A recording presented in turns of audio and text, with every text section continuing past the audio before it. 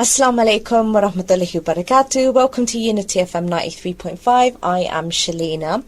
Okay, so this week we're continuing our discussions about mental health. Last week I had Zahed Gerechin talking about emotional therapies, how weight can affect our mental health. And we also had Saliha Begum talking about how we can channel our energy towards a very creative outlet with her book.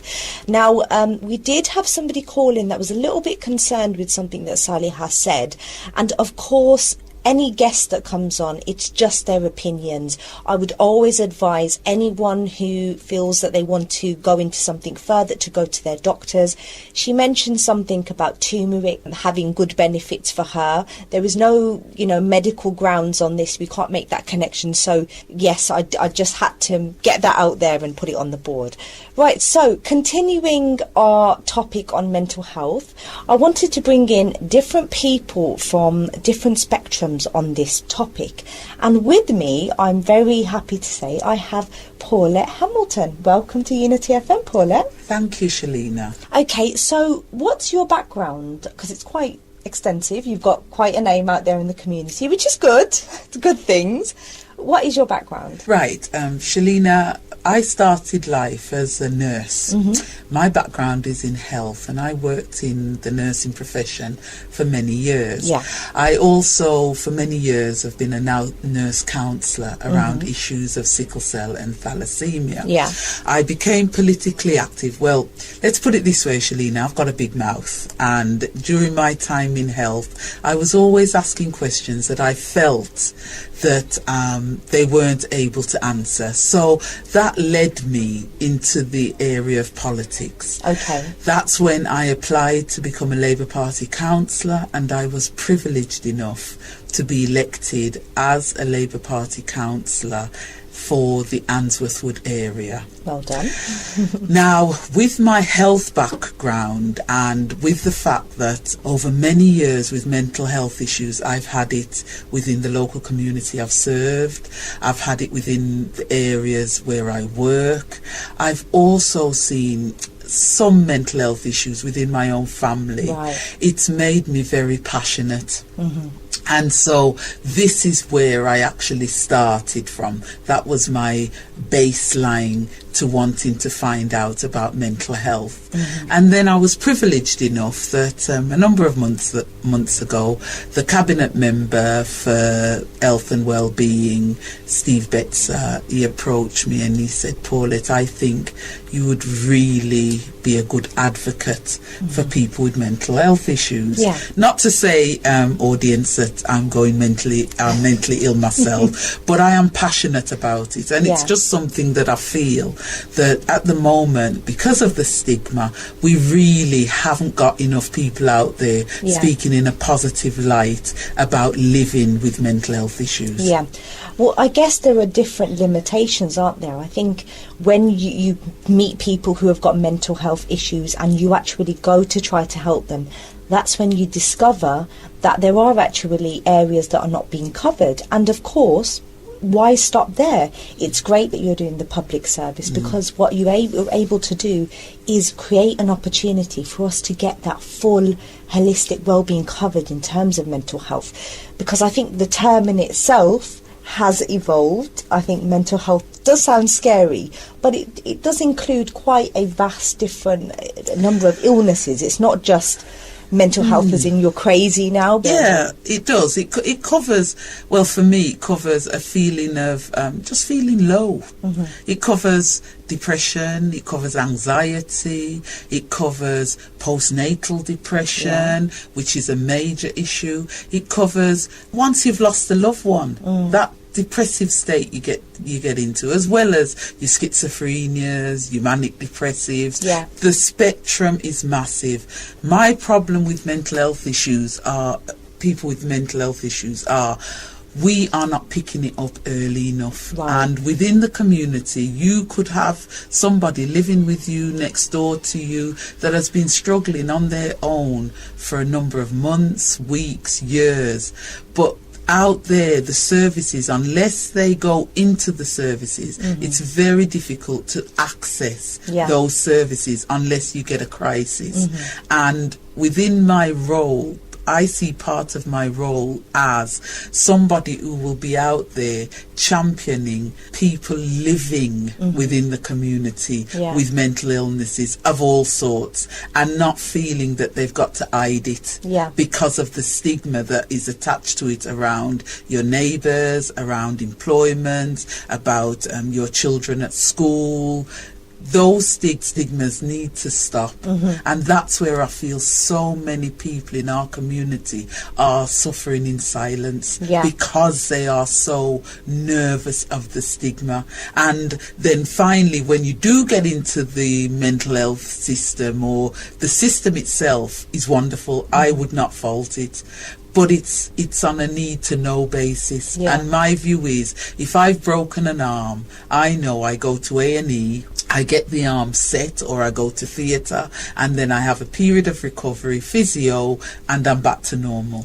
If you're mentally ill, what is the process that you go through? It isn't out there. And for me, it's there, but it's not available enough. Mental health seems to be a Cinderella service that's attached to everything else that's going on out there. And as you said earlier in the interview, we have to make it an holistic thing where people feel that their mental health is as important as a broken arm, as a pain in the shoulder, as a fractured leg, as I can't think of anything, a flu. You know, it has to be on that level where it becomes the norm, not the abnorm. Because Paulette Hamilton has had people in my family that have committed suicide because of issues around mental illness. I've had friends that have had family members that have died because they've had mental illness. I'm not saying it wasn't picked up, but I'm saying, how was it dealt with? My view is, in the role I sit in, we're working with both the health service, we're working with Birmingham City Council, who holds the budget, and we're working with the community. How can we ensure that we become one? Because that's what health and well-being is. We have to look at the journey of mental health, and I think the perspective that it comes from. Obviously, you have the individual that may know, okay, this isn't normal, you know, I'm under tremendous pressure. But often I think sometimes they don't know. I know we had Salma Yaqub on speaking in about postnatal and pre-depression, you know, in terms of babies. And even I was like, wow, there's information out there that you don't know about. So there's that personal understanding of people knowing. Then, as you said, there's family members. When you know that you've got a family member that's going through mental health, what do we do? Sometimes there's not enough talking out there to know. What do you do when you know that someone's feeling suicidal, or you know that they're excessively drinking? You know, is it just, oh, okay, they've woken up with a hangover again, let's have a laugh about it? Well, when it becomes excessive and it's an issue, what do we do? How do we act? And then, of course, where do the public services come in, you know? So let's get proactive. What is out there at the moment from let's look at the personal perspective. You know, if somebody is gonna, you know, admit themselves and go and get help, how much involvement are you having in terms of the journey for that personal person? Remember, my remit is that I champion people with mental health illness.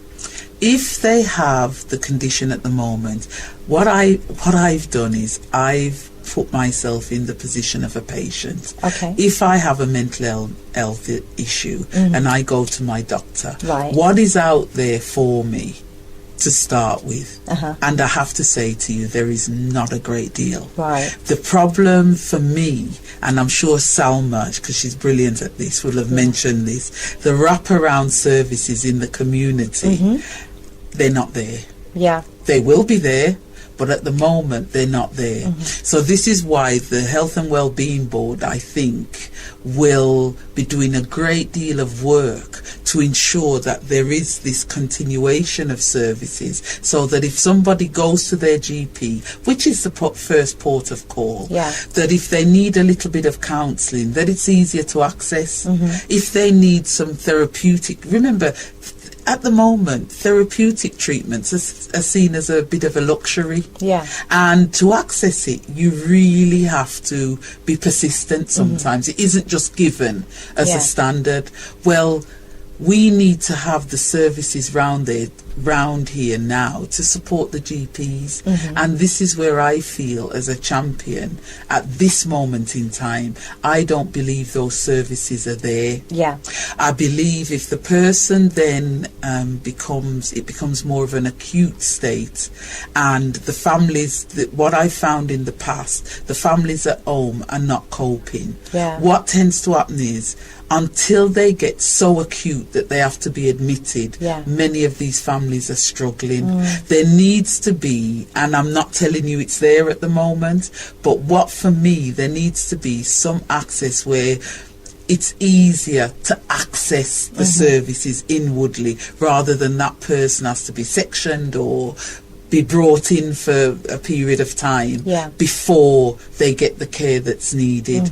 At the moment, I find the whole thing very disjointed. I would challenge you to go onto the Birmingham and Solihull mental health website and try to access services. I think it will get better, because the team they've got at the moment, and the new governance team and the new directors, I think they are very forward thinking.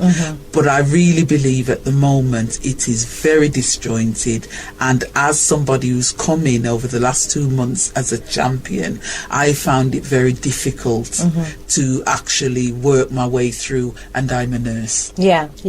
So I hope I haven't come across as totally negative, but I think those are areas we need to concentrate on. Areas around access. Well, it's great. I mean, what prompted me to do a show about mental health was Wasim Zafar addressed it in one of his news articles that I'd caught a wind of, and I thought, there's not enough out there where people are talking about mental health.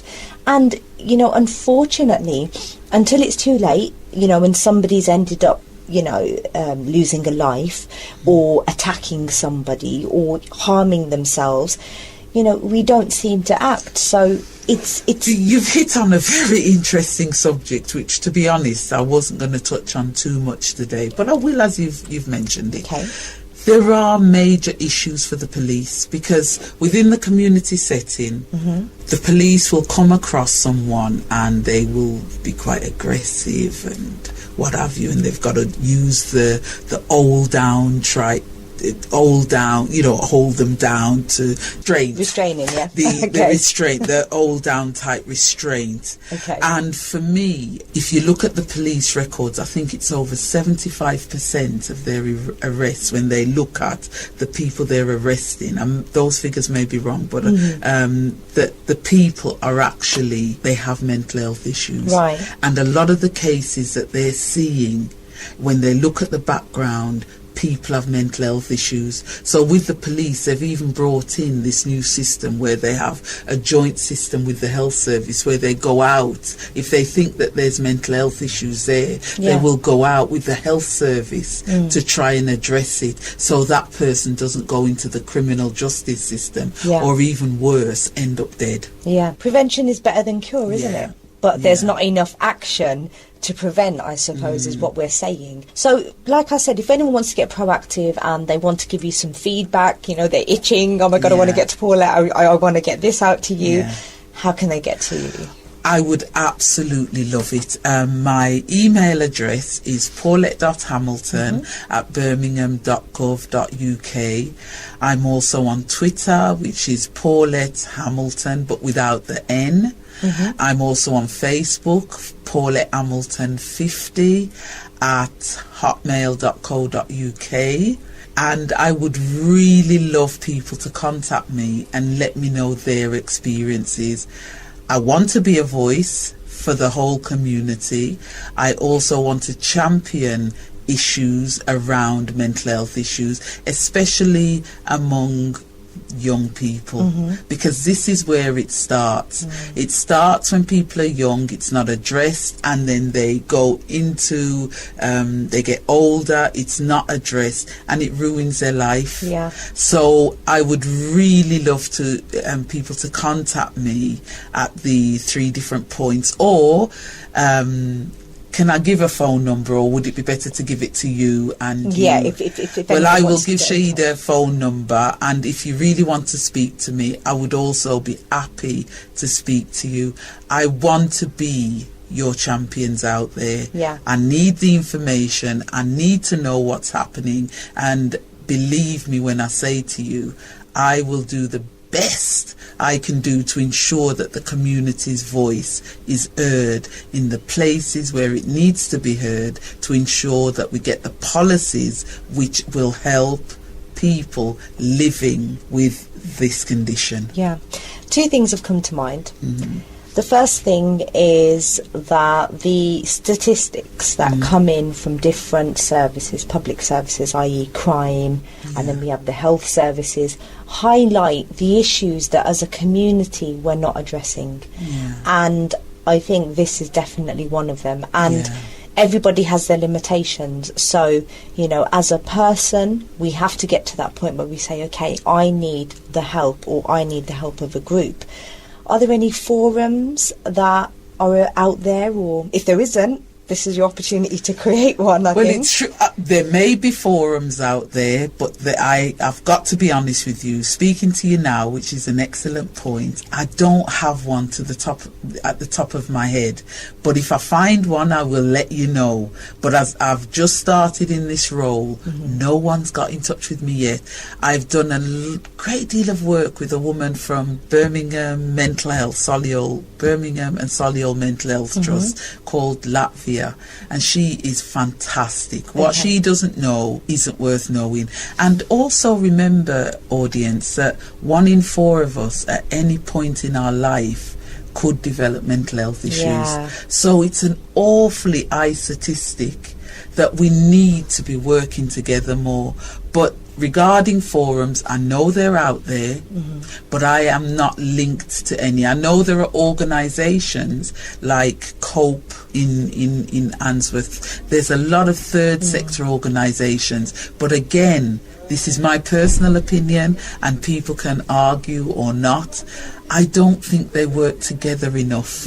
I think they're in isolation. I think funding is tight, and I think they're doing some wonderful work, these different organisations, but we need to get some joined up thinking, because if we're going to challenge some of the statutory services, I think the community needs to find a voice in this area where they can say, this is what we want.